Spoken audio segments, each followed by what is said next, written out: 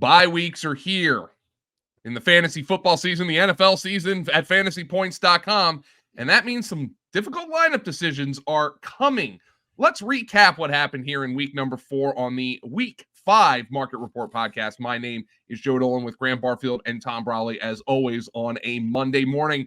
Boys, it's a good day it's a beautiful day here in Greenville, South Carolina. I passed out on the couch last night, despite Zach Wilson playing what I thought at the time was a really pretty good game, because I was at a wedding this weekend. I had an 8 a.m. flight just to get back yesterday. I could not hang with the boys, but it's good to be with you guys. We're going to talk through each and every game from this week. And I think the theme of the week, Graham, is kind of a high majority or a high number of what look to be like kind of minor week-to-week injuries with some fantasy relevant players.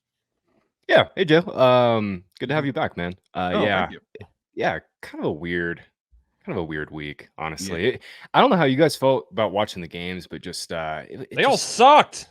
Yeah, it's not even the Dolphins Bills one. We were all waiting for it. I was about to say, I don't think this is like one of the worst slates, because if you look at like, at least for my teams, I had some pretty high scoring ones, but like fantasy scoring was fine this week. It was just like the games themselves were.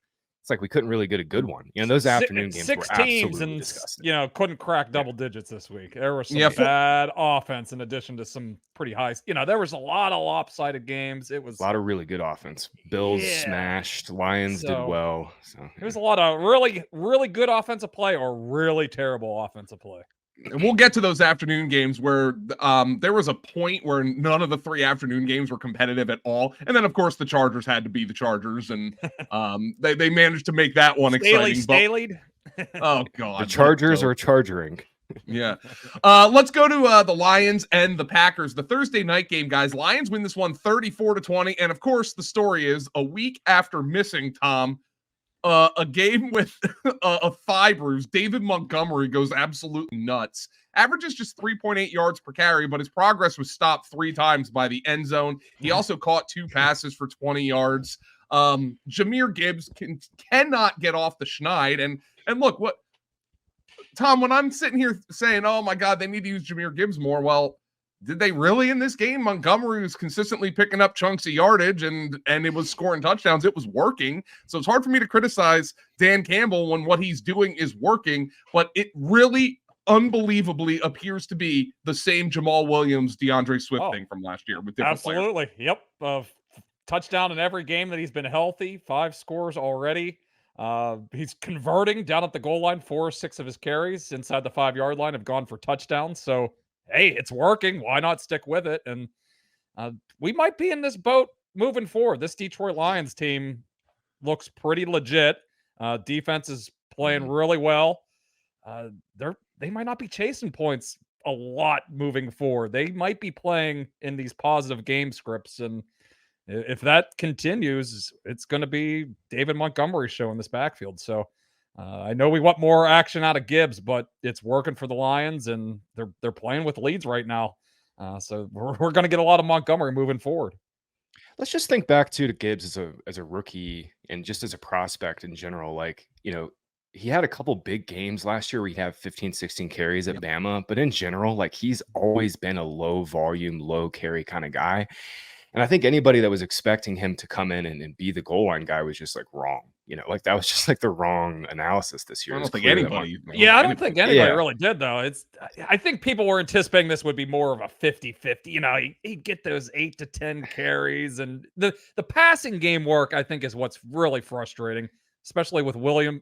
Jamison Williams will be back this week, but I think the thought was that Gibbs would be a little more involved in the passing game than he has been. Yeah, and 5 targets, though. Most running back weeks, you're going to take that. I hear you. I'm just saying, I think people have this idea that Gibbs had this like insane upside, that he was going to score touchdowns and get the in between the tackle stuff. And like, that's just never really been his game.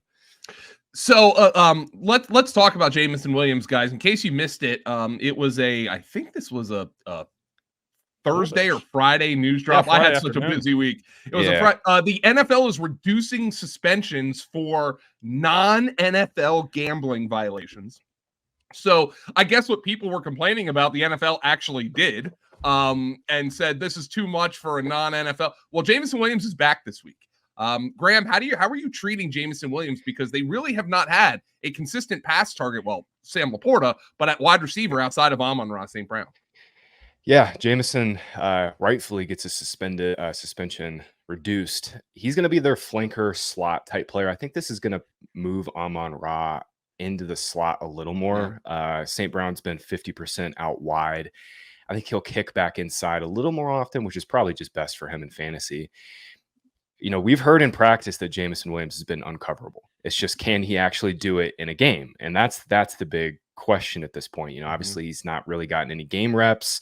Very, very limited practice time. He was obviously away from the facility. We don't know where his hamstring injury's at too, by the way. I mean, for wide receivers, he should be okay. It's been a month, but we don't. But have he's been away from the facility. They haven't been, necessarily exactly. working. They don't know where he's at either. Exactly. Yeah. So well, let's hope for week 5. I mean, you can't put him in a lineup. But long term, the upside is awesome. And Jared Goff's playing exceptionally well, guys. This is the best I think I've ever seen. There's been some bad quarterback play around the league, and Goff he's emerging at the top of the league. And I mean, conditions are perfect. He's playing behind a great offensive line. And now we got a weapon that can really stretch the field, next to, I think Josh Reynolds has played, fairly well in this offense so far. So now we have a legit 4 receivers, and then you throw Gibbs in there with 5 legit weapons at receiver for Jared Goff moving forward. So I'd feel pretty good about him. And Jameson Williams, he's the top waiver wire guy this week. He's out there in 70% of Yahoo leagues right now. So, as you said, Graham, probably a little slow out of the gates, but a guy that could really emerge late in the season. Real quick, what do we think this target distribution is going to look like? Because I'm a little concerned about Laporta, and he's been so consistent and so good. I'm a little concerned about him, but how do you take Laporta out of a fantasy right now with the state of the tight end position? He's just getting fed. He's just getting fed. I think some of those first 3 targets will go back to Jameson, but yeah, you're probably right. Let's go to the Packers side. This was an ugly game for them. I've liked a lot of what I've seen from Jordan Love, Tom. But the concerns that you might have, bailing from clean pockets, inaccurate throws, all that was on display in this game. Christian Watson gets back and he scores a touchdown, but he catches only 2 passes. Aaron Jones can't get going. He was clearly on a snap count in that game. Just an ugly one, Tom, for the Packers. Yeah, this was one. Both of those guys got pulled early. They were down 3 scores, and LaFleur, he wasn't going to keep putting them out there. That flipped field goal in the third quarter there kind of cost a lot of people in fantasy, because they would have at least probably got that next drive. They flipped it, and then the Lions scored, made it a 3-score game, and LaFleur put those guys on ice after that. And Watson at least got home with a touchdown, but obviously they're a little bit of a downgrade here, but I still think you got to play them next week. Got the full 10 days off here before they play against the Raiders. So, a great matchup for both of those guys. We're playing all our guys against the Raiders. So I think they'll be a little bit healthier, and they'll get fully unleashed a little bit more. Jordan Love, it was an awful performance, but he still got there for fantasy too, thanks to a rushing touchdown in that game. Yeah, week 5 is Christian Watson week, boys. It's Watson week. I'm excited to see him back, and I'm excited to see this Packers team at full strength. Atlanta and Jacksonville, 23-7. My plane landed in Greenville, South Carolina, I think towards the end of the first half of this game. And it seemed like we had another Farty-Arty and Desmond Ridder masterclass. Tom Ritter's terrible. I watched that. It's just atrocious. Kyle Pitts can't get involved. Jonnu Smith's out there making plays. This team's a joke. Yeah, we had a tight end go for 95 yards in this game, and it was Jonnu Smith and not Kyle Pitts. Ritter's his QB rating has gone down in 4 straight games. It's the exact opposite of what we wanted to see. We wanted to see continued progress, and he's seemingly regressing as the sample size gets larger here. So it's dragging down the rest of this offense. And Pitts and London, I can't use these guys with any kind of confidence right now. I know we're getting into bye weeks. You might have to use them. But if there's anybody that's like a similar type of option for you, I have to go that direction because these guys just have zero upside with Ritter. It's bad, man. Ritter threw 2 picks. He should have thrown 5. 2 were dropped. 1 should have been picked. At this point, I think they'll go to Heineke. They need to go to Heineke. We'll probably see Heineke in the next couple weeks. I mean, it's just not going to happen for Ritter. I mean, there's not. And look, I don't want to like pile on, but there's really nothing he does like well or above average. You know what I mean? He's not like accurate. He's not like. You can live with some of the accuracy stuff with Jordan Love, right? Like he's gonna miss the wide open. He'll miss some wide open throws and make you think that he can't play. But then he's gonna throws, then he makes 2 or 3 dimes, and it's like, okay, we're good. Ritter, you don't get any of that, and he also is not very mobile. And he hasn't run at all. He ran one game, and it's been he's nothing a statue else. in the pocket, man. I don't. You look at like Sam, we'll get to this game, but like Sam Howell has had some really bad games this year. But you look at what he does when he plays well, and it's night and day. Ritter doesn't have that in his arsenal. It's Howell can actually move. It's like he can make guys miss. He's going to take sacks. Ritter takes sacks too, but he actually makes dudes miss like occasionally. Ritter just doesn't. This isn't a develop a young quarterback situation. I think Arthur Smith is at some point going to have to be coaching for his job. For what it's worth, I don't want to cape up for Arthur Smith, guys, but the usage for Kyle Pitts and Drake London is good. It's just they don't get the ball because of the quarterback. I mean, look, think about it this way. Kyle Pitts runs like 65% of his routes from the slot. He's getting all the air yards in this offense, and his quarterback can't hit him. You know what I mean? It's like that's the exact usage we want for Pitts, but his quarterback is Desmond Ritter. On the other side of Jacksonville, we don't have to spend a ton of time here. They didn't have a great offensive performance. The panic about Christian Kirk after week 1 was just that. It was panic. He is back to, Graham, you're the Jags guy here. He's back to dominating the targets here in this offense. A little bit. Zay Jones was out. Calvin Ridley was on. AJ Terrell. Jags didn't really have to do too much. I noted in start sit this week. Kirk's matchup was just so much better. Falcons have been so bad through the slot. We'll see what happens when Zay gets back, because that was weird week 1. Like he didn't play very much at all. I think he played 1 snap in 12 personnel, 2 wide receiver sets. I would hope Peterson has just changed that and just they're going to play Kirk full time now. He can win outside. There's no reason for him not to. It's so dumb. Why would you willingly take one of your best players off the field? Sometimes coaches outsmart themselves, Tom, but I didn't believe a whole lot. Zay's a bigger body and can block, and those other reasons that we don't really consider for fantasy. But Kirk is not a good blocker for what it's worth. I think that's the main reason. But it doesn't. Make much sense to me. You got to keep a guy out there who's adult, who can do stuff through the passing game, who's more of a threat. Zay Jones comes and goes with his production so far. His Jacksonville career. I think you need to keep Kirk out here, and he's shown it the last couple of weeks. If you give him opportunities, he'll make plays for you. So you feel a little bit better about him, but I still kind of want to see what happens when Zay is fully healthy. Should be in the next. We'll see. I guess I didn't see. I assume he traveled with them because they are playing the back-to-back games in London. Yeah. And he has to be getting close to a return. So something to watch this week. I don't know if he is, Tom, because Peterson called him a long shot on Wednesday. That's true. At the beginning practice of last all week, so maybe not. Let's go to the Buffalo Bills and the Miami Dolphins, and this was a statement game from Buffalo.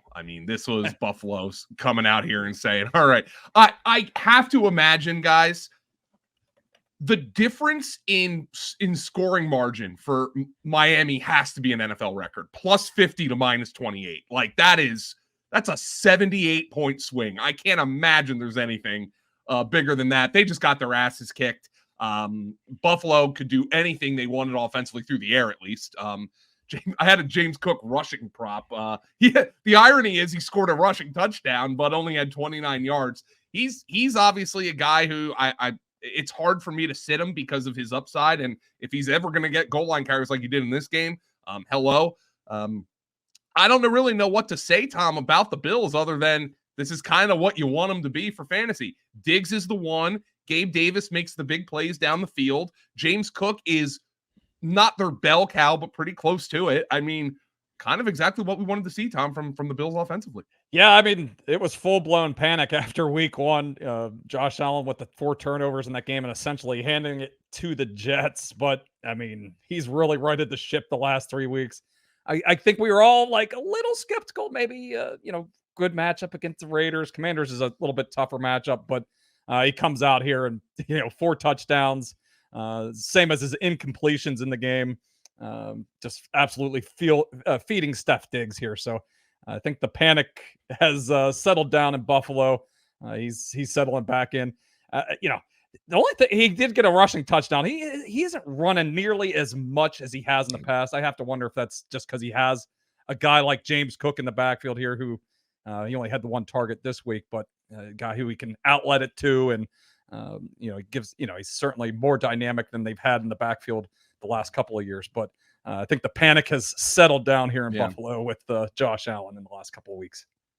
Let's go to Miami. Graham, just play Devin Achane. Just play him. Yeah. I don't know what else to say. I think you probably have to play Mostert too. Mostert at least made 3 catches for 36 yards in this game. They cannot, and I don't think Mike McDaniel will, they cannot take Achane off the field when Jeff Wilson gets back. Nah. Jeff Wilson is he's there as a veteran presence, and I think they were just kind of waiting to see what they had in Achane, and it's pretty clear what they got in Achane. Tom and I were talking about it on the Sunday show. I was like, I think there's like 14 or 15 running backs I play ahead of Achane, and then it's like, okay, I think he's like right there, and I think he's already well ahead of that. I mean, he's back end RB1. Raheem Mostert fumbled twice in this game. He actually fumbled 3 times, lost 2. I think this is Achane's backfield. I have no idea where Jeff Wilson's health is at. Dolphins beats have literally just not even reported on anything this entire offseason, basically, when it comes to Jeff Wilson. I mean, what else would you do? It's Miami. I mean, I'd just be sitting on the beach too, I guess. They're not reporting on that. Well, half their beat writers just write about Lionel Messi half the time now. So I think that's a part of it. It doesn't I'm with matter, you, Graham. It's Achane. The Achane and Mostert, I think at this point, they're probably going to put up some bad games at some point, but just the weekly upside is just too immense with those guys. You have to take probably a little bit of bad for the good that you're going to get a lot of the week. So I wish there was a better a floor for some of these guys, but I mean, they're going to be 10 to 12 touches in this explosive offense. You got to shoot for that ceiling with these guys. So I just keep playing them and take a couple, 4 and 5 point fantasy point performances, but you could also unlock those 25 to 30 point performances along the way. Yep, exactly. Yep. Let's go on to Minnesota and Carolina, the Vikings and the Panthers. This game, well, I got to be honest. If you have Alexander Mattison and we're significantly worried about Cam Akers, Madison's kind of made a statement here these last couple weeks. He's looked good. He had obviously the mistakes 2 weeks ago in the game against the Chargers, but relatively mistake-free. And then, of course, Kirk Cousins has been balling all year. He plays like crap in this game, Tom, and the Vikings banked their first win of the year. Like, just what a weird team. Yeah, it is every week. But I'd still be a little bit concerned if I was a Madison owner. It was a pretty, they basically gave him like 2 series, and then Akers would rotate in for a series in each half. Madison hasn't been very efficient, when he has been the lead runner. So now, we're still getting that same player, but we're, taking, maybe 10 to, 15 plays off of his plate a week. And, maybe that's only, 3 to 5 carries and maybe a target or 2, but a guy that isn't as, as inefficient as Madison has been, for the better part of his career, now Akers is, it's not enough to like that you want to sit Madison, but it's a bit of a downgrade, I think, after we saw just what their plan was for Akers in this first game. Cousins throws just 19 passes. Jordan Addison gets goose-egged. Carolina's tough to watch on offense, Graham. It's just they don't have speed outside of Chark. Miles Sanders gets he's getting bottled up. He had the groin injury coming into this game. You have to wonder if that really affected the snap distribution. Yeah, it did. We saw Chuba Hubbard get 14 carries in this game. Neither did anything. Their longest carry as a combined group with like 25 carries was 6 yards. Look, Bryce Young's a rookie. I don't want to panic on a guy making his third start. But I'll be honest, man, I don't know what Bryce Young does well. He doesn't have an electric arm. He's not like a super great ball distributor, accurate guy like Tua. He's small. He doesn't scramble. We watched Andy Dalton go up and down the field against Seattle 2 weeks ago and make, Adam Thielen and DJ Chark look fantastic. I'll be honest here, man. I don't see a huge ceiling with this Panthers offense. Not only can they not run the ball, like great players. I don't think they have great players. I mean, I don't know if there's a huge some ceiling. Of it's Bryce, dude. I hate going there after 3 games. I think I think that's nuts to go there after 3 games. I mean, I think he's a really good pocket mover. I just don't think it's a really great situation. I understand why they're probably a better team with Dalton now, but it's not like he's out there completely overwhelmed or overmatched. It's just kind of boring. Yeah. I'm just looking at it from there's no downfield presence at all in this offense. Some of that is, talent, obviously, but DJ Chark was getting downfield against Seattle in week 3. All I'm saying, man, is we've got a long way to go here with this offense. For fantasy, I think volume will be the key for Miles going forward. There's just not going to be a whole lot of touchdown upside with this offense. Let's go to Denver and Chicago. Guys, I'll be honest. I'm trying to pay attention to 9 games first and foremost NFL. And you're on the radio too, by the way. Yeah, I'm trying to pay attention to 9 games. What? Give us 7 and 5, please. What the hell? I know the big networks want that late window to have a premiere game. I get that. Anyway. Oh yeah, there was some premier games in that 4 o'clock window yesterday. Tom, can you explain to me how the Bears lost this game? I don't know. This is one they didn't really show a whole lot, so no, I really don't know what the hell happened. They were up 20. Their defense happened. Defense happened. Oh my God. These might be the 2 worst defenses in the NFL. First and foremost, we've crapped on Justin Fields enough. I already tell you, I still think the book is pretty much written on him. At least it is in Chicago. Give him credit for playing what probably was a very good game by his standards. But this Broncos defense is just leaving guys wide ass open. Cole Kmet has nobody within 20 yards of him on that 22-yard touchdown pass. I mean, it is ridiculous, Tom. Just target the Broncos every week, though. Them getting this comeback victory might actually give them a little bit of a kick in the ass here. Yeah, we're targeting both of these defenses, that's for sure. How about you guys? Are you feeling any better about playing Fields here moving forward? I guess we have to maybe give him a little more leash for fantasy lineups the next couple of weeks, but who they got this week? They got the Commanders this week. Yeah, on Thursday Night Football. Thursday night, I'm not going to feel too good about that. Washington has some players on defense. Yeah, I guess you have to give him leash because he's not going to get benched. If he looked bad in this game, he was going to get benched, I think. But he didn't. He looked good in this game, and he probably has a little bit more leash. DJ Moore, you could probably start as a wide receiver 3. At the very least, I feel like this game could have given Justin Fields some confidence, but I'm watching his face walking off the field at the end of that game. This is the one thing I definitely saw here, and he just looked defeated. He's look, I just threw for 335 and 4, and we lost anyway. Yeah, he's got to be just so sick of it with the coaching. I mean, at the end of the game, Eberflus had a 4th and 1. They could have gone up.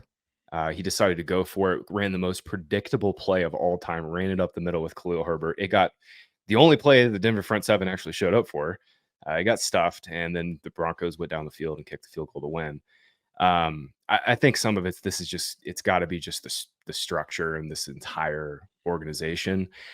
As for Fields, I think you do give him a little more leash. That being said, there's going to come a point in time where, Getsy and Eberflus are going to get fired midseason. This could get ugly really quick here. Yeah, Joe and I were even texting a little bit last night, and it's like they play Thursday night, so if they lay another stinker on Thursday night, and it might ugly. They lose by multiple scores against Washington with that extended week, and they go to 0-5. Yeah, maybe they could be playing for their jobs a little bit this week. I think they are. Khalil Herbert and Rashawn Johnson, it is literally going to be a hot hand situation, Tom. And I don't I don't know. think it This is the first game where it's kind of been close throughout, and they went with Herbert. We got these reports out there in the morning that Rashawn Johnson was going to get this expanded role. That did never even came here's close the to thing though. materializing. Like, first and foremost, okay, yeah, Herbert's the guy now, but this was also the first game in which the Bears could even establish a hot hand. Well, you look. I went back and looked. Their first 3 games, it was split 64% to like 36% in favor of Herbert when the game was within a score. So, and they hadn't played in many games within a score up until this point. I think it's Herbert's backfield going forward. I'm with you, Graham. Right. I think it is. All right. Well, we'll see. I'm not saying if Rashawn Johnson's out like on your waiver, you're like, this team sucks. Herbert was, he's like a kind of a, from the last couple of years, Rashawn Johnson, a guy they drafted this year, like eventually, yeah, he could be the guy here. But for the time being, I think they're giving Herbert his chance to be the top back. Denver, Russ has actually played pretty good. I mean, I'm not going to knock him. It's their defense has just been so bad. The Marvin Mims thing is ridiculous. How could he not get on the field more is beyond me. But there is an injury. You're not as smart as Sean Payton, Joe. Haven't you figured this out over 20 years? You got to defer to Brandon Johnson. Come on, Jeff. And Lil Jordan Humphrey and Manhurts. These guys got to get out there. There is an injury here. It's supposedly minor per Adam Schefter. It's a hip flexor injury for Javonte Williams. Given Javante's history, I wouldn't be surprised if Denver plays this conservative. And this McLaughlin, this rookie out of Youngstown State, go Penguins. He's got some juice, man. Tom, I know you wrote him up on the waiver wire. Yeah, little Darren Sproles, the smaller back that Sean Payton loves to utilize, and it was pretty fascinating when Javonte went out. It was kind of McLaughlin who was the runner in the backfield. I thought maybe P. Ryan would maybe slide in and take some of that role, but McLaughlin was kind of the guy that they were using in running situations. So we'll see how there's as you said, it's a hip flexor, but with Javante's injury history last year, with where they are in the standings here, it wouldn't be surprising if they gave him a week here to get healthy. So yeah, maybe McLaughlin. I'm not blowing a lot of fab and using my top waiver spot for him, but if you're a Javonte owner, might be worth the time to pick him up. Well, this and could also be a 3-man backfield. This could be a 3-man backfield real quick. That's the other thing. By the way, we know what Sean Payton's history is with backfields, multiple backs being fantasy relevant. And on the other, they're going to have to run a lot of plays because the defense is going to give up 1 million points. So this could be a guy in McLaughlin. Look, we're in bye weeks now. Hey, he might get 8 touches this week. That could be the difference between you winning 115 to 110 or losing 110 to 109. It could be that difference. So I think you're right, Tom. I'm not blowing 50% of my fab budget on him, but he's making plays on a team that needs playmakers. Of course, as we've seen with Marvin Mims, that doesn't guarantee playing time. But I'm pretty impressed with what I've seen from Jaleel McLaughlin. So, Tom, you and I will talk about him a little bit more on tomorrow's podcast. Yeah. Baltimore and Cleveland, not a whole lot to glean from this one, guys. DTR was just overwhelmed. And look, he's a 5th-round rookie making his first NFL start on probably a little bit of short notice. I think he probably had an inkling earlier in the week with the Deshaun Watson shoulder injury that he could have to go. But going up against the Ravens, a veteran defense, I'm not going to write the tombstone for Dorian Thompson-Robinson's career, Tom. No, this was a really tough spot for him to, this is a Baltimore defense a little banged up, but to make your first start in, pretty tough divisional game, not surprising the result. The line for this game essentially moved, 5 point, it was like a 2.5 point spread for the Browns. I think it moved all the way to 2.5 on the opposite side. So it was quite the 5-point swing. More of an indictment of DTR situation than an endorsement. Yeah, I don't, exactly, Joe. You're right. The only reason the Browns have been getting a lot of love so far this year is mostly because of their defense. And Watson, for the most part, has been holding them back until he actually played well in week 3 and obviously sustained some sort of throwing shoulder injury. They are on bye this week, so I have to wonder if that was Like, That he's like almost 90 certainly played into it. Yeah. Yeah, they're like, let's Definitely just did, give yep. him the 2 full weeks here to get healthy. So, Totally. yeah, we'll see about Watson's status, but I think he'll probably be back for week 6 unless this is, something more structural, but doesn't sound like there was any x-rays or anything like done like that during the week. So it's probably more of a muscular thing. The Ravens didn't need to do a ton offensively in this game, but I think Lamar's playing at a really high level. And the key for me from a fantasy perspective, again, Lamar's not a guy you bench, so he's not really somebody that we talk about a lot on this podcast. But if I had to move him up in the market report in terms of his outlook, he's had 2 rushing touchdowns in each of the last 2 games, meaning now he has run for more touchdowns this year already, 4 games into the season, than he did in each of the last 2 seasons across the whole season. And I wonder if that's going to be part of what Lamar is doing. He's going to have that massive fantasy ceiling that we saw in his MVP year that Graham necessarily hasn't reached in the last 2 seasons. Good fantasy quarterback the last couple seasons, a little bit disappointing in the rushing touchdown department. Not the case so far this year. No, he's got the QB1 upside. J.K. Dobbins' injury, I think, has just kind of like thrown a wrench in this run game. I think they planned on Dobbins being, obviously like the hammer guy in the red zone. They don't have that anymore. And now it's back to Lamar getting the design carries, especially near the goal line. I mean, there is such a massive ceiling here. And by the way, Lamar's throwing it better than I think we've ever seen him throw it. The rapport with Mark Andrews yesterday was fantastic. That second touchdown where he put it only where Andrews could get it. That looked like 2019 Lamar. So, man, I mean, I actually put Lamar up on our market list here. I mean, I know we don't really move quarterbacks up, but I think Lamar should be one of those guys that we do move up. I mean, this was a prime game for they're just feeding carries to Gus Edwards. Tough Browns defense, but 3.2 yards a carry. Like, this backfield is a complete disaster. It's a disaster moving forward. So Lamar's going to get these opportunities when they get in the scoring position. And and by the way, they're going to bring Keaton Mitchell into the fold here too. I guarantee you. There's going to be like 4 guys getting carries in this backfield by next week. Yeah, this was a perfect Gus Edwards game. The Browns weren't going to score on offense, so Gus Edwards averaging 3 yards a carry was all they needed. They just needed somebody to keep the clock moving, keep the chains moving, and that's what Tom, we'll talk about it on the Waiver Wire podcast, but have you mentioned Keaton Mitchell in the article just as somebody who I think I did at some point. I'd probably need to put him back in there as a name. He's the only I mean, Justice Hill, we know what he is. Gus Edwards, we know what he is. So maybe. So you probably do, Tom.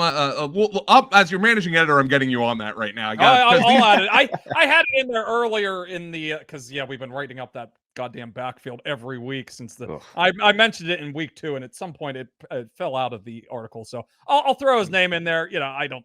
Maybe if you're in a 14 or 16 team league or a dynasty league or whatever, bye weeks. It's just might be worth a pickup just to see if he's something. Houston and Pittsburgh, Tom. I am sorry I have to talk to you about this game. Houston wins at 30-6. Now, I have gone on the record as I think Najee Harris is a little much too maligned in the community. I think Pittsburgh is just the kind of team that's going to make him look bad. However, if Najee Harris is your most explosive offensive player, your team is in trouble. Najee Harris led the Steelers in both rushing and receiving in this game. That cannot happen, Tom Brolley. It cannot happen. Tom, you unfortunately had to watch this. Kind of. Everything's broken. Everything's broken. Everybody wants to leave Matt Canada down in Texas there, just to leave him on the tarmac. They're having flight issues again with their plane for the second straight week.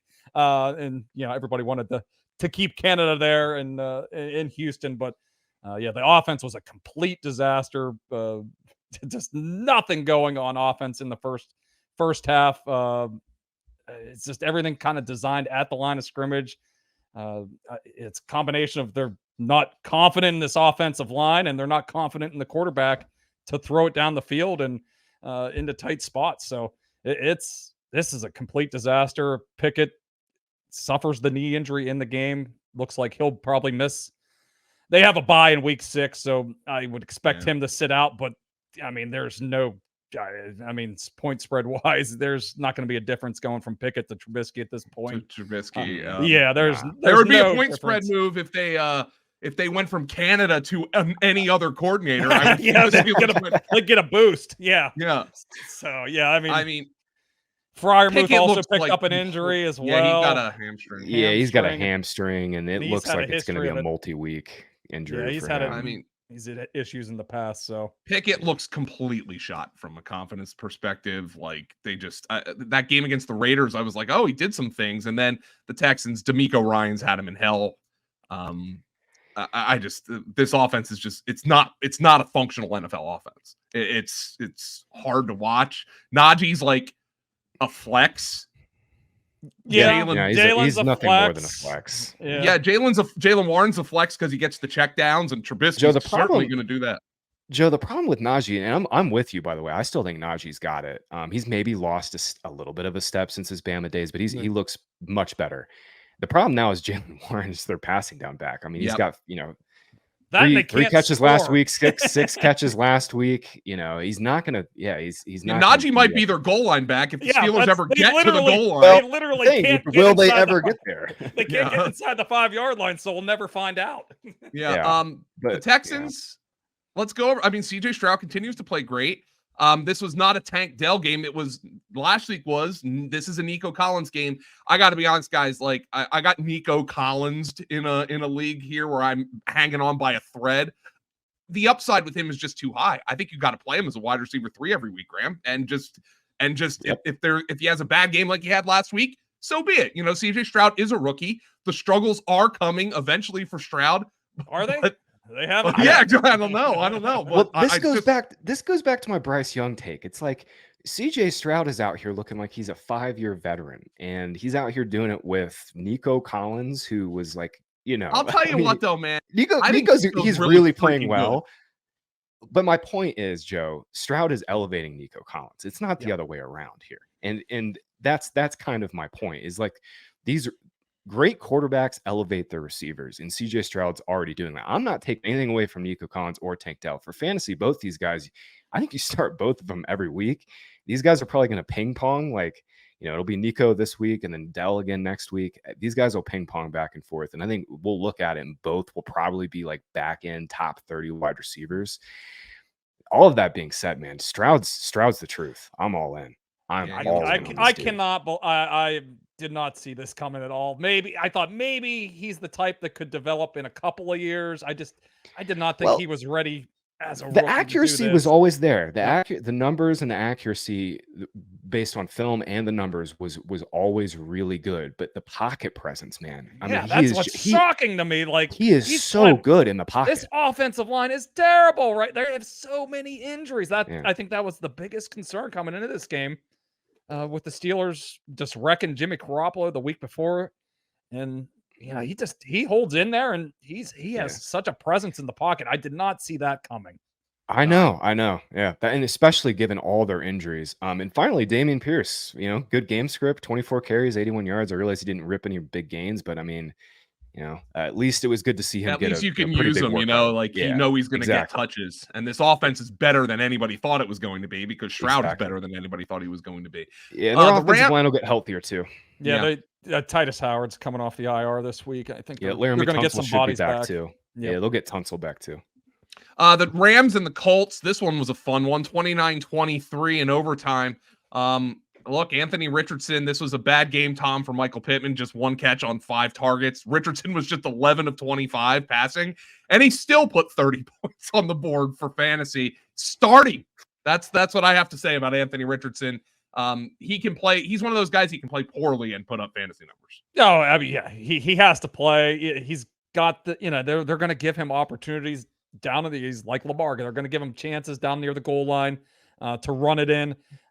It's good for 8 to 10 carries probably most weeks. And we're going to, this was a sporadic passing performance this week, just 11 completions. This was my worry about Michael Pittman coming into this year. Mm-hmm. This is what I thought Anthony Richardson, I thought his stat lines were going to be, 55% completion, exactly. 14 completions on, 27 attempts. So this was kind of in line with what I was expecting, which was why I was, down on Pittman this year. And this was the first week it kind of bared out that way. But up until this point, he's just been absolutely fed with targets and has come through. I still think you have to have some confidence with him, but this was always kind of the downside with Michael Pittman this year. And obviously, Jonathan Taylor, they can activate his window. Who knows what that situation is? That's the $1,000,000 question this week. Yeah. And the other side, we have the other side with Kupp as well. That's another thing to watch. Let's go to the Rams. Kyren Williams, I mean, we've talked about him enough. I mean, he's getting virtually every snap in this backfield. They did work in Ronnie Rivers a little bit more, and look, that was coming. Like, it's gotten to the point with Kyren where I picked him up, I'm like, man, I kind of want them now to work in another back. Yeah, don't burn them out here. Exactly. Don't burn them out by the end of October. Yeah. Puka's awesome. People are like, is Puka going to get hurt by Kupp coming back? And I'm like, yeah, a little bit. But what are they going to do? What are they going to do? Bench him? No, he's going to play the Robert Woods role. Yeah, Tutu's the guy that's going to get, and Van will probably see big role. Yeah, that's what I'm kind of interested. I think it's going to be Van. I think Tutu's kind of their shot play. I think he's going to stay in the mix. Yeah. But yeah, it'll be interesting to see how they kind of break it down. But yeah, Puka, I mean, yeah, maybe you try to sell him high here off another 163. He gets his first touchdown, but you have to get high. I mean, exactly. If we don't know if Kupp's battled this hamstring injury for 2 months now. There's no guarantee that he's going to be quite, the wide receiver one that we're used to seeing in the last couple of years. So I think Nakua's still going to be a solid wide receiver 3 at the very least. And there's downside with Kupp. So he could be a wide receiver 1 again. If Kupp's we're bearing the lead here, though. Stafford's dinged. He's got a hip injury, and he was hobbling around. He was. I think they showed a couple shots of him coming from the sideline. You could tell we know he's tough with his gait. We've also seen in recent years that if he's playing hurt, the play level can dip for Matthew Stafford, and they got the Eagles this week, who can obviously get after the quarterback. Yeah. That's my big concern this week is they got the Eagles. I just real quick on Kyren, they don't have. It's like they have no other options. Zach Evans is a healthy scratch. Ronnie Rivers is just a guy. I mean, I think all of us agree Kyren is not any superstar level talent, but all of that being said, how can we not move him up again here? You know what I mean? Yeah, no more questions about Kyren on our final point stream. Hold on, guys. Yeah, hold on, guys. But let me tell you about this. This is going to be a Dolan not so humble brag. In my brother-in-law's league, and it's actually it's like $250 buy-in. So I actually it's one of those. A little bit of bones in there. One of those you give a shit about. Yeah. Here's I benched Kyren this week. Oh, tell me. Don't worry, I scored 180 points. Tell me which of these guys you would have started Kyren over. James Cook, Tony Pollard, DeAndre Swift. Maybe Cook, but yeah, that's James Cook for me. I also had Achane on my bench. Oh my god, you're loaded.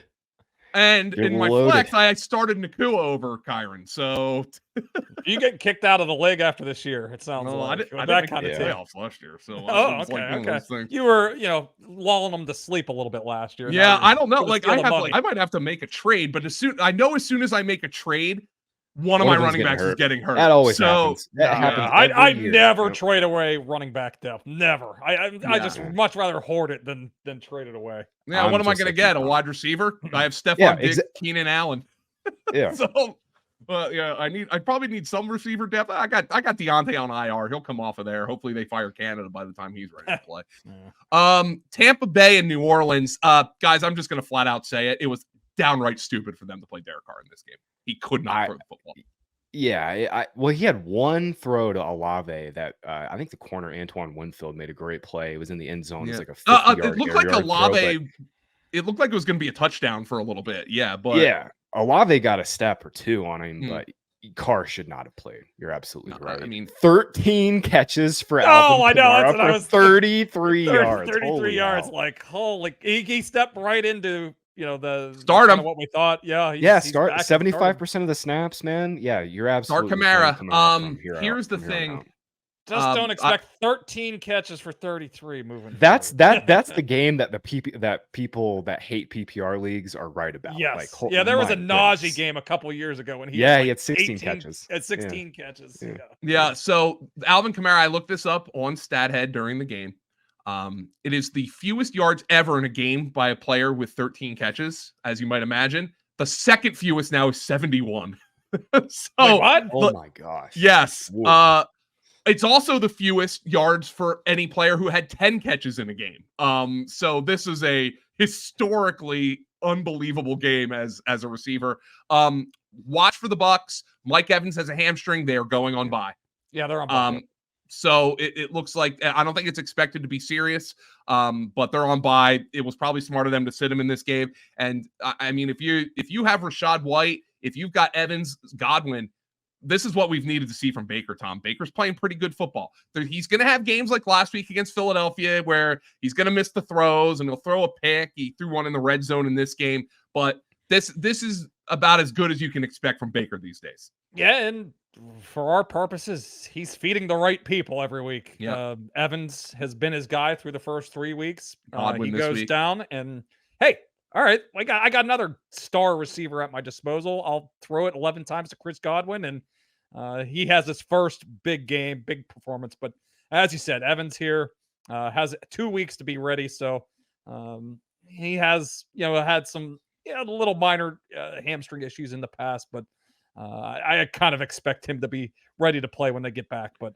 we'll something to keep a track of. But this week I don't think you need to go out to the waiver wire, and I didn't even put Tompkins or Palmer necessarily on there since they have 2 weeks to get ready. They have their own bye. Philadelphia and Washington. The Eagles win this one 34-31 in overtime. And the Eagles, now, A.J. Brown owners, very happy about what the Eagles did at the end of that game. But this was very close to being the dreaded game-losing touchdown for the Eagles because they took the shot to A.J. Brown with less than 2 minutes left, and then they let Washington drive right down the field. Can you believe his taunt too? Oh, that was so egregious. Disgusting. That's just a despicable act. The refs have it out for AJ Brown, man. He's gotten fine. He's gotten way too many flags for these taunting. This was a quotes. He must be an epic shit talker. He has to be, and the refs definitely hear it too. So, yeah. There were 18 accepted penalties in this game. Come on, like keep the flags in your pockets, jackasses. Like, anyway, whatever. The Eagles offense still doesn't look 100% there, all the way there, but Hurts those for 319 and 2 touchdowns. Here's part of the Eagles offense that's not there. I don't know if you guys have been watching Hurts running. There is a very concerted effort by Jalen Hurts to not get hit. And it is clearly something that was coached into him. And he looks a step slow because I think he is erring on the side of caution. And I don't think it's necessarily physical with that surgically repaired ankle, because if you watch the 24-yard run in the fourth quarter, that looked like vintage Jalen Hurts. There is a concerted effort by him to not take contact, which is clearly coached into him. And I wonder if there's just a little bit of a hitch in his giddy up with that in regard. But with the exception of Goddard, the right players are getting the football here for the Eagles. And that's kind of what they've been with Jalen Hurts and Nick Sirianni, Graham. Yeah, it is. And for what it's worth, I mean, we kind of saw a little bit of a roll bump for Swift, 18 touches to Gainwell 6. I think this backfield is pretty clearly Swift's moving forward. Gainwell is going to get, he'll obviously get the change of pace stuff, and he'll get a couple, goal line carries here and there. But yeah, I love we consider him a change of pace running back. What that normally means is he's faster. No, he gets the slower stuff. Yeah, he's getting the stuff that he's just making sure the under Swift's legs don't fall apart this season. I think this year, I think that's really his role, is making sure Swift stays healthy. Joe, I gotta ask you, what do we do with Dallas Goedert here? What is he just not like a featured part of this passing game anymore? They try it. I think it's got to be a little lost in translation stuff between the offense with Steichen and Brian Johnson. I think that's clearly what it is. And Jalen's like, at this point, it's like, fuck it, AJ Brown and Devontae Smith are down there somewhere. I don't disagree with it. Throwing the ball all the time to AJ Brown and Devonta Smith, but it just seems like we just don't have that over the middle presence right now. No, and they've for the got it. Eagles. They've got to scheme something up there. No doubt about that. And this was a game where they averaged 6.2 yards per play. So this looked like more of what we were used to from the Eagles, but still a little bit of like just not that smoothness, that crispness that we're used to. But they're 4-0 and they've got time to work the kinks out. Flipping over to Washington, the thing. Greg Cosell always used to mention selective amnesia for a quarterback and how that's good. All right, I fucked up. I fucked up, but I'm still going to go out there and play my game. I kind of get some of that time with Sam Howell. Like, he had the 4 turnovers last week against the Bills, and he was out there this week running around, slinging it, and Terry McLaurin turns into Jerry Rice against the Eagles. So just always play Terry McLaurin against the Eagles. But this was a pretty good game for Howell. You think Howell was hanging around too much with like hospital ball Heineke last year? He's getting some of that gunslinger, like F it, on to the next play. Hey, we love it for fantasy, man. No, I'll take it. It's the thing we don't like for fantasy is when he spreads it around so much, like he was through the first 3 weeks of the season. A little more condensed this week. 10 targets for Terry, 9 for Jahan, and 8 for Curtis Samuel. I'd much rather have like 3 or 4 players getting all the targets compared to what we've seen the last couple of weeks. So, and honestly, I think this was one of their better offensive performances. So, Bieniemy is a new play caller here.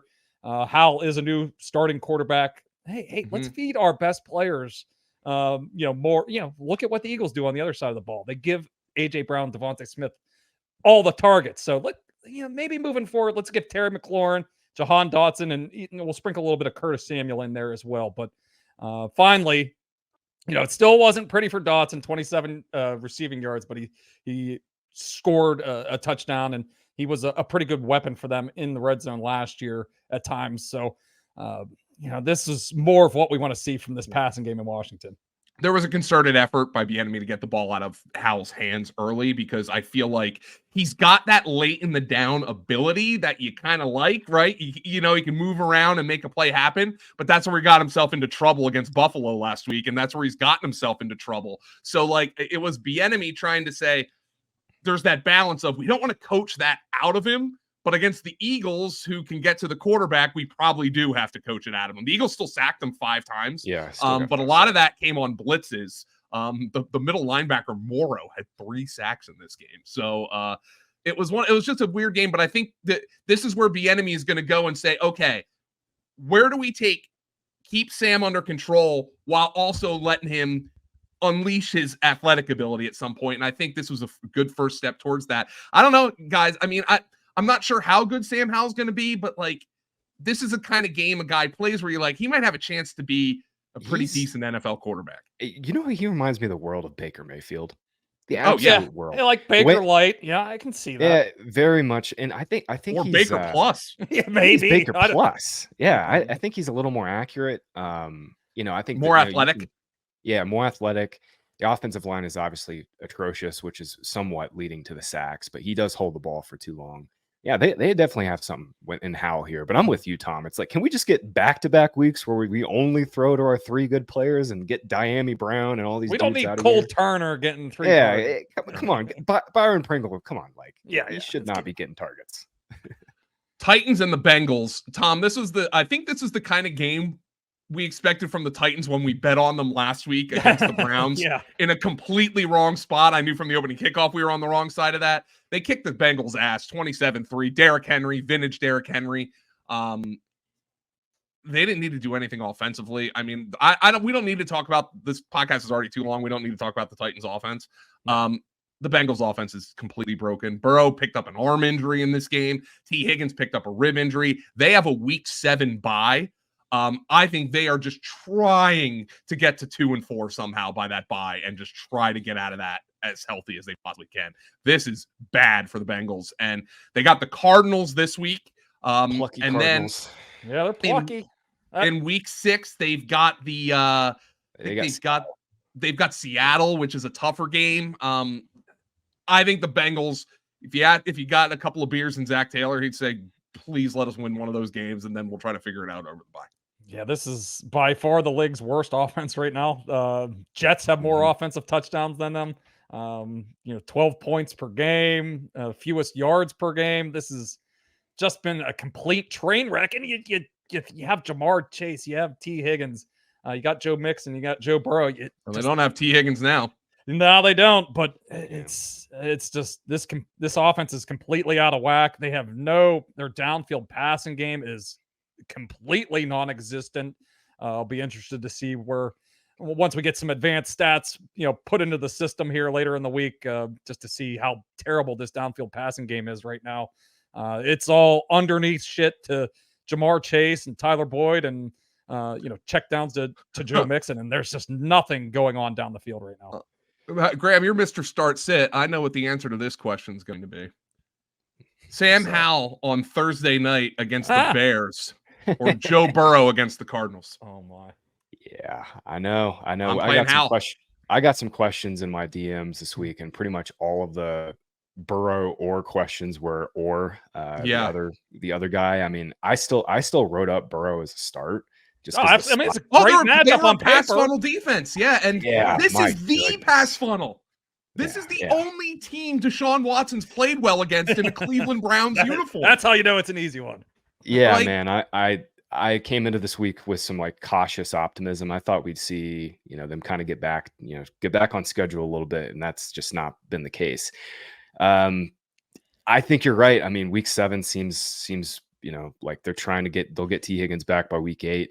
I will say Jamar Chase is so overdue for a monster game. He's probably going to absolutely kill the Cardinals next week. But yeah, I mean, moving forward with Burrow as your QB1, I don't really think you can have any confidence in that moving forward here.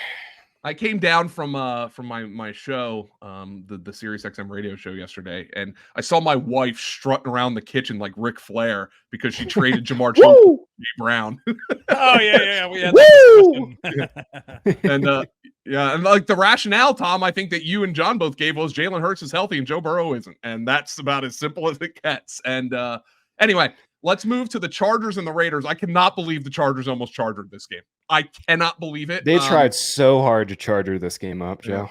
They tried really hard. So the Chargers are going on bye, which is probably why they were comfortable putting Justin Herbert in there with a cyborg hand on his left hand. That thing was huge. He was giving you a nice salute there because it's on his middle finger. Look, they're going on bye. Keenan Allen just 3 for 32. Herbert what are you gonna had 2 rushing touchdowns. They averaged only 4.8 yards per play in this game against a bad Raider defense. Just kind of a weird game with no Mike Williams. They'll try to get it right. Not that I trust this coaching staff. I trust Kellen Moore. I don't trust Brandon Staley.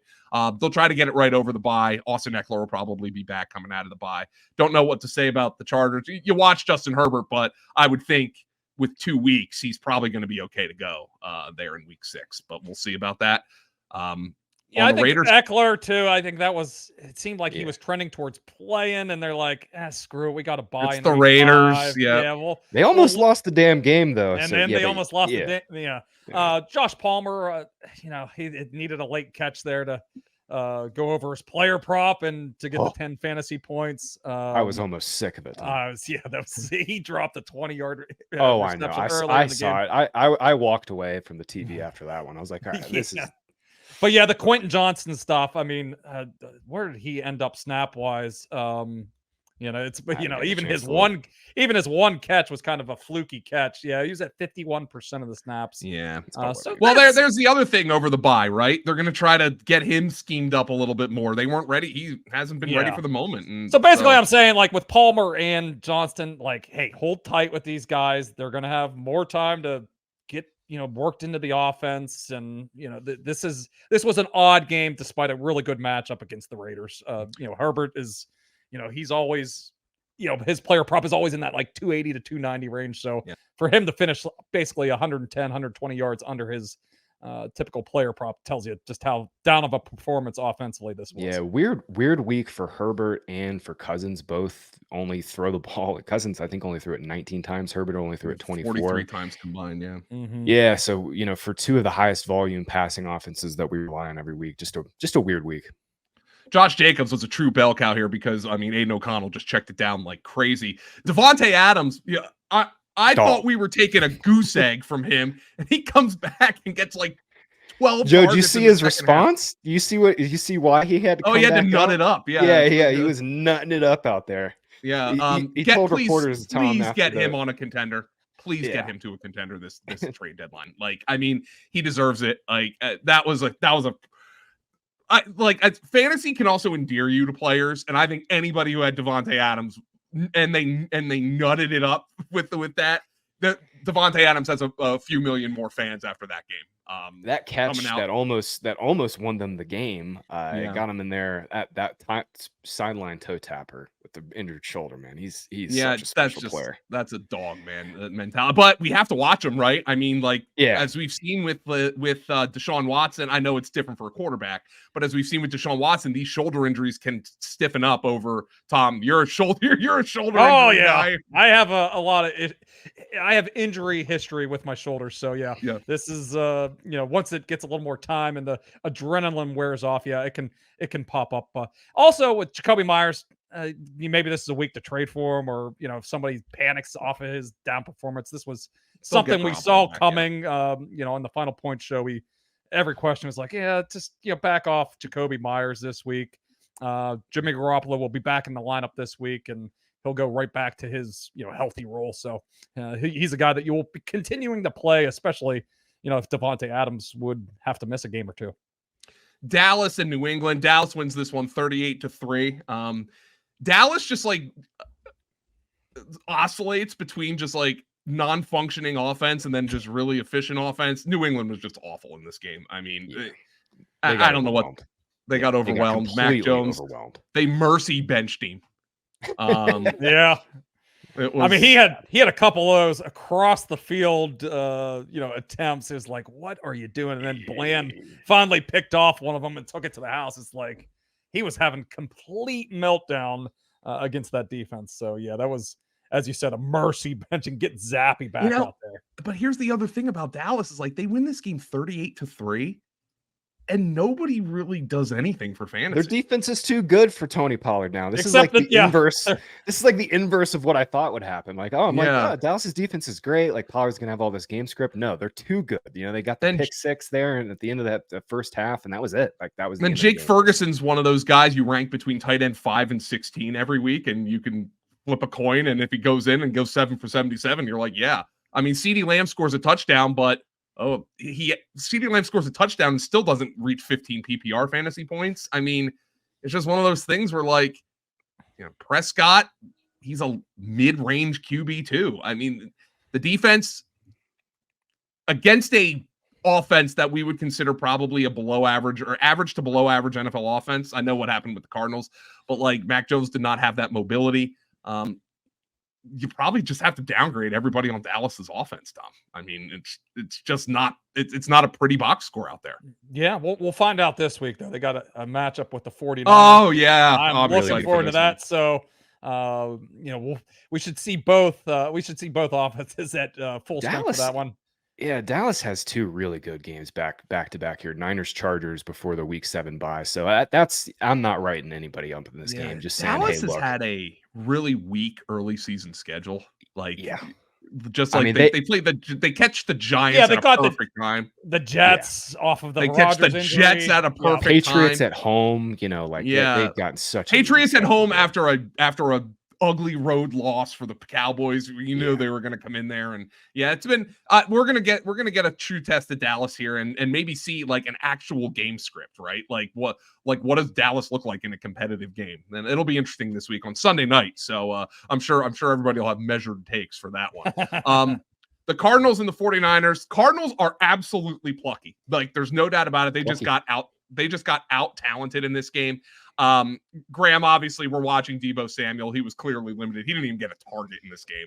I really wish we had listened to John. John was all over that one. He was all over it, man. Yeah, Guru was right. He was just like he played 87% of the snaps, and he just didn't get the ball.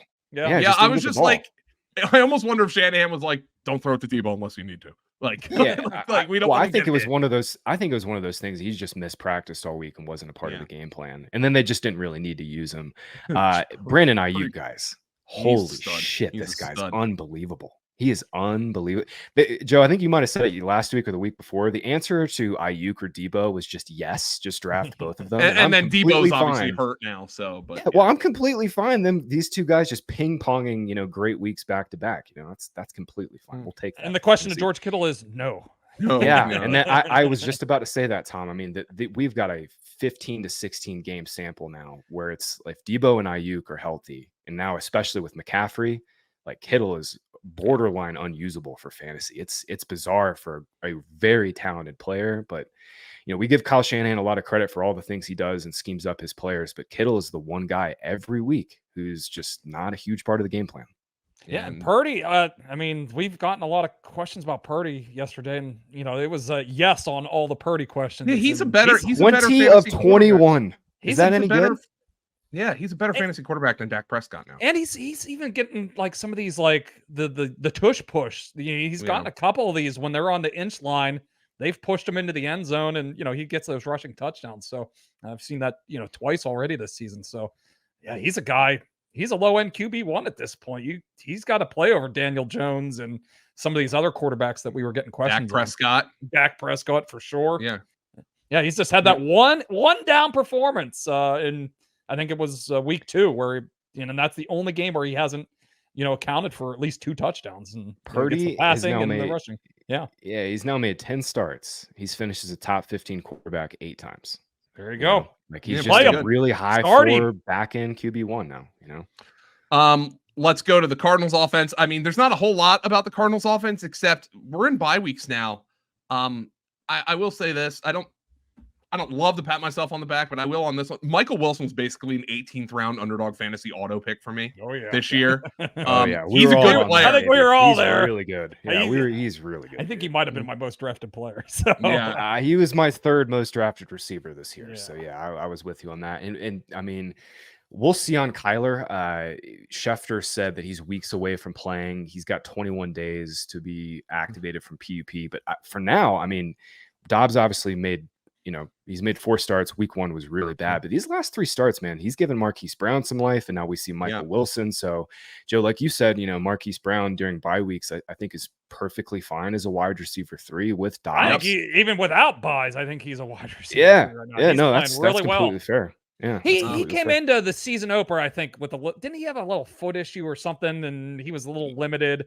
But ever since then, hamstring or something, maybe it was a hamstring. But the last 3 weeks, he's been healthy and back to full strength, and he can certainly still play. And Josh Dobbs is his confidence in this offense is just he gets better every week here. So I think you can use Brown with some confidence. Zach Ertz, it's going to be ugly, but he can get you 5 or 6 catches. And Michael Wilson's a guy you got to be considering off waiver wire.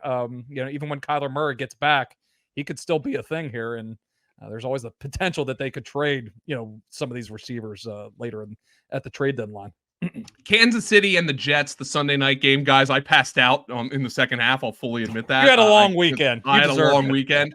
So you can tell me about the second half of this game. I do remember Mahomes looked not great, and I remember Zach Wilson. Yeah, they switched bodies, I think, Joe. Yeah.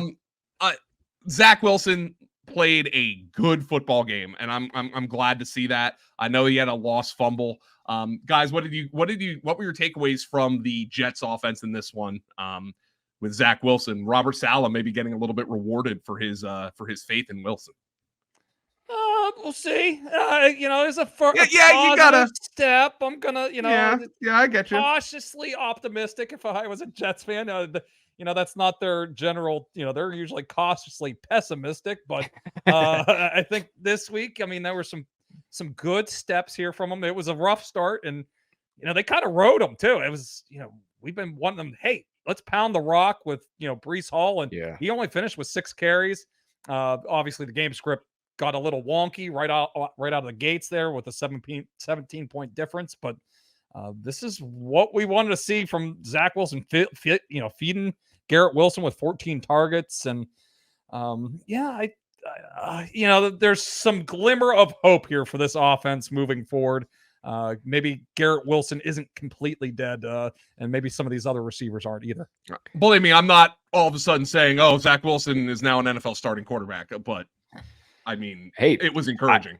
I've got good news. They're going to make him look like freaking Joe Montana next week because they get the Broncos. Oh yeah, that's right. They do get the Broncos.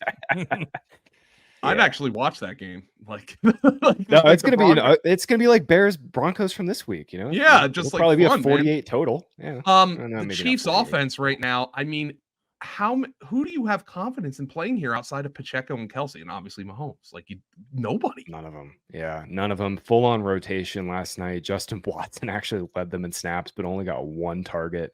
You can't play any of these guys. No, I mean, it's just ridiculous. And like this one. Last year we would see Mahomes at points throw for like 350 and none of the receivers, but like even Mahomes' fantasy line from last night is not good.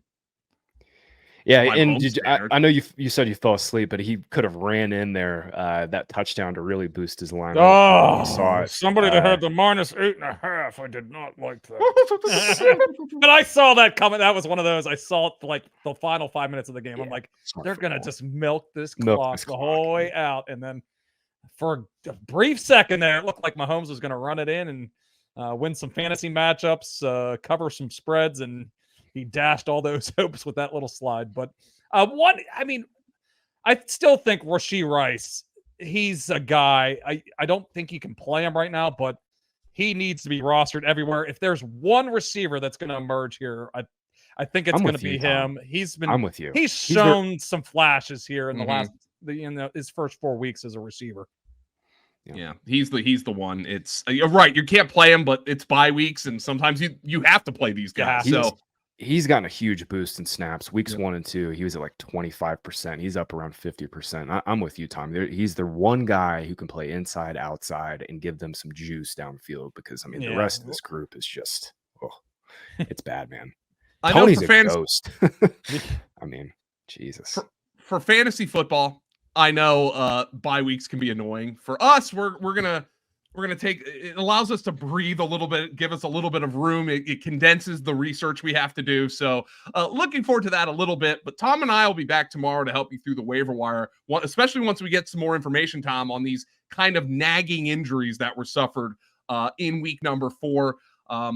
Graham, you're going to be working on the start sit article. Tom, we're going to be just love the new format for the start sit. Article. Appreciate that, man. It was very people have been kind of asking. Look at that. Yeah, people have been kind of asking us, where do I find out? People want their hands held, believe me. Where do I find out about every player in every game? Well, there you go. Yeah, I mean, I had a lot of fun writing that article last week. I just between Stat Pack and Start Sit, I just was like, God, man, this article could be so good if I had just 2 days to blow it out. So I'm glad everybody's liked it. So for Graham and Tom, I am Joe. Thanks everybody for listening to this edition of the Market Report podcast. Hope you enjoyed it. Check out the article at FantasyPoints.com and stay tuned to FantasyPoints.com this week because the data suite will be free. Not just free trial. It's going to be free to the public. So we're going to blow that out this week. It's the data suite week at FantasyPoints.com. Hope everybody enjoys it. Have a good one.